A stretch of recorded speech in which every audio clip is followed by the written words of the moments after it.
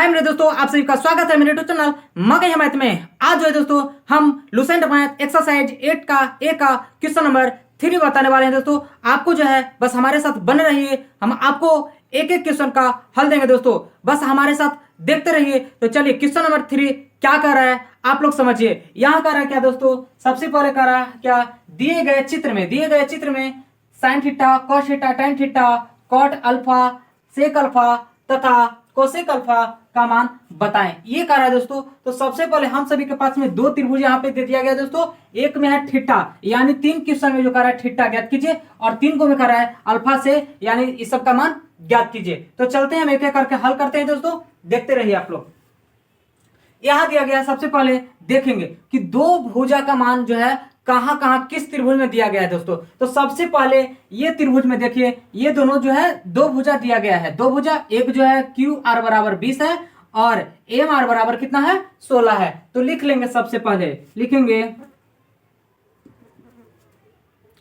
चूंकि त्रिभुज यहां हो जाएगा क्यू एम आर में क्या दिया गया है दोस्तों, यहां पर जो है क्यू आर बराबर जो दिया गया है 20 दिया गया है और एम आर बराबर दिया गया है 16, इस प्रकार से दिया गया है। अब क्या करेंगे हम लोग दोस्तों, ये दो भुजा जब पता है तो तीसरा भुजा हम इसका ज्ञात कर लेंगे। तो हम जानते हैं ये भुजा को क्या कहते हैं, इसको जो है कर्ण कहते हैं क्योंकि 90 डिग्री के सामने है। इसको जो है दोस्तों क्या कहते हैं, आधार कहेंगे। और जो थीटा के सामने वाला भुजा रहेगा उसको क्या कहते हैं, तो लंब कहते हैं। तो यहां से क्या करेंगे दोस्तों, हम लोग को जो है क्यू एम ज्ञात करना पड़ेगा। तो यहां लिख लेंगे क्यू एम का स्क्वायर इक्वल टू क्या हो जाएगा, क्यू एम का स्क्वायर इक्वल टू यहां से जो है हो जाएगा, यहां लंब का स्क्वायर आधार का स्क्वायर पता है, तो यहां से हो जाएगा क्यू आर यानी कि कर्ण का स्क्वायर माइनस आधार का स्क्वायर, यानी लिख देते हैं पहले दोस्तों आधार का स्क्वायर। इस प्रकार से यहां क्यू एम का स्क्वायर इक्वल टू हो जाएगा कर्ण, तो कर्ण कितना दिया गया है 20, तो 20 का स्क्वायर माइनस आधार कितना गया, तो दिया गया है 16, तो 16 का स्क्वायर कर देंगे। 20 का स्क्वायर कितना होता है दोस्तों, तो 400 होता है, माइनस इसका 16 का स्क्वायर कितना होता है 256, इस प्रकार से हो जाएगा।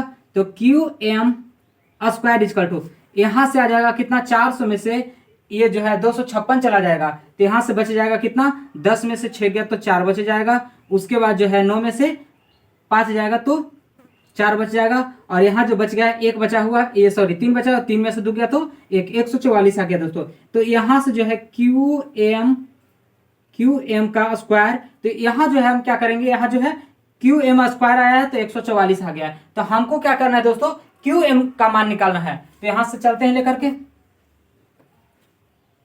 क्यू एम इक्वल टू, तो ये साइड जो स्क्वायर में है वो साइड आके क्या हो जाएगा, रूट चढ़ जाएगा इस पे, तो 144 हो जाएगा। अब 144 को जब बाहर करेंगे रूट से तो कितना निकलेगा दोस्तों, तो 12 निकल जाएगा। ये हमारा आ गया है 12। अब क्या करेंगे दोस्तों, यहां से जो है साइन थीटा का मान पूछ रहा है, तो ये भी ज्ञात करना पड़ेगा हम सभी को यहां से।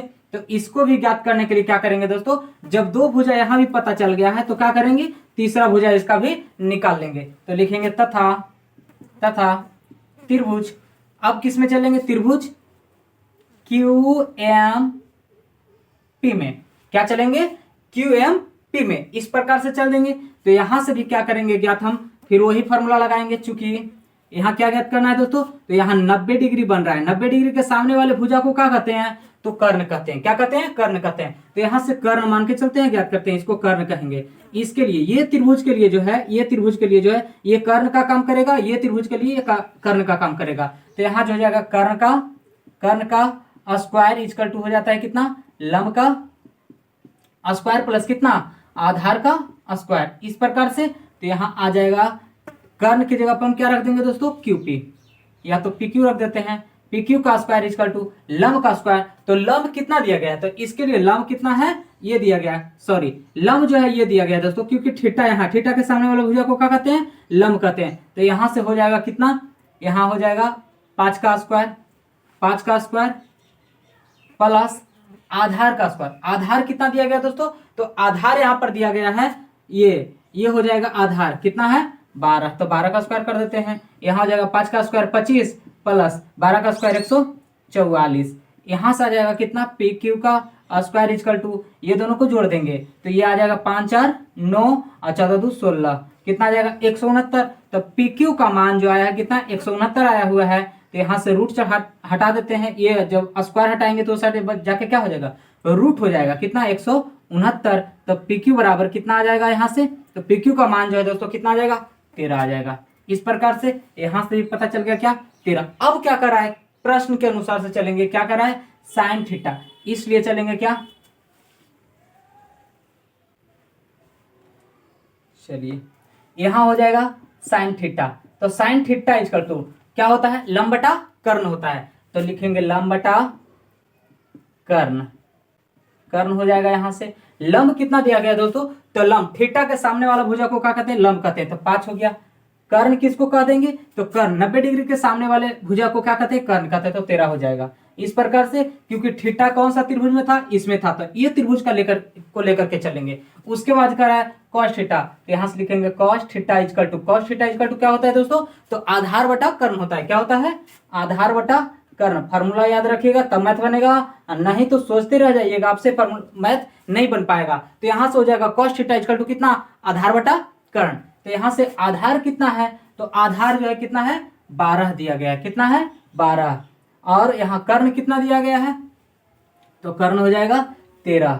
इस प्रकार से उसके बाद कह रहा है क्या, tan थीटा, तो यहां से चलेंगे tan थीटा। तो tan थीटा इजकल टू क्या होता है, तो लंब बटा आधार होता है, लंब बटा आधार, आधार हो जाएगा। लंब कितना दिया गया है दोस्तों, तो लंब यहाँ पे दिया गया है इसका, थीटा के सामने वाले भुजा को क्या कहते हैं, लंब कहते हैं। यहाँ लिख देते हैं लंब, लंब, तो लंब कितना हो जाएगा 5, आधार कितना हो जाएगा, तो 12, कितना हो जाएगा 12।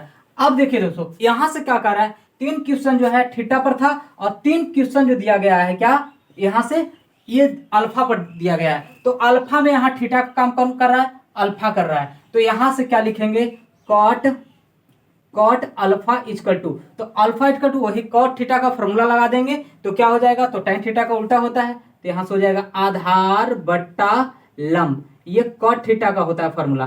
तो यहां से आ जाएगा क्या, कॉट अल्फा इजकल टू आधार बटा लंब। तो इसमें आधार कौन होगा, तो इसके सामने यानी कि अल्फा के सामने वाला भुजा को क्या कहते हैं, लंब कहते हैं। इसके लिए ये त्रिभुज के लिए क्या हो जाएगा, लंब हो जाएगा। ये त्रिभुज के लिए ये क्या हो जाएगा, तो लंब हो जाएगा ये त्रिभुज के लिए। तो यहां से हो जाएगा आधार कितना, आधार जो है हो जाएगा 16, तो 16 बटा लंब कितना हो जाएगा, इसके सामने तो हो जाएगा 12। इस प्रकार से उसके बाद सेक थीटा, तो सेक अल्फा हो जाएगा। यहाँ पर सेक अल्फा कर रहा है, तो सेक अल्फा यानी cos थीटा का उल्टा होता है। तो यहां से हो जाएगा क्या, कर्ण बटा आधार, पहले फॉर्मूला लिखना है कर्ण बटा आधार, इस प्रकार से। तो यहाँ कर्ण कितना दिया गया है, ये त्रिभुज में, तो कर्ण यहाँ पे दिया गया है, समकोण के सामने वाला भुजा को क्या कहते हैं, कर्ण कहते हैं। इसके लिए ये कर्ण हो जाएगा, तो 20 बट्टा आधार, आधार कितना है, तो इसको आधार कह देंगे, तो हो जाएगा यहाँ से 16। उसके बाद जो है एक लास्ट है कॉसेक अल्फा इक्वल टू, तो वही साइन का उल्टा होता है कॉसेक। तो यहां से हो जाएगा क्या, कर्ण बटा लंब, इस प्रकार से। तो यहां पर कर्ण कितना है, तो कर्ण जो है दोस्तों यहां पर 20 दिया गया, कितना दिया गया है 20, और लंब कितना है, तो लंब जो है यहाँ पर 12 है। ये जो है दोस्तों हमारा आंसर आ चुका है। अगर जो वीडियो पसंद आया तो लाइक और शेयर कीजिए, और हमारे चैनल पे नए हैं तो हमारे और भी वीडियो देखने के लिए हमारे चैनल को सब्सक्राइब अवश्य कीजिए। धन्यवाद।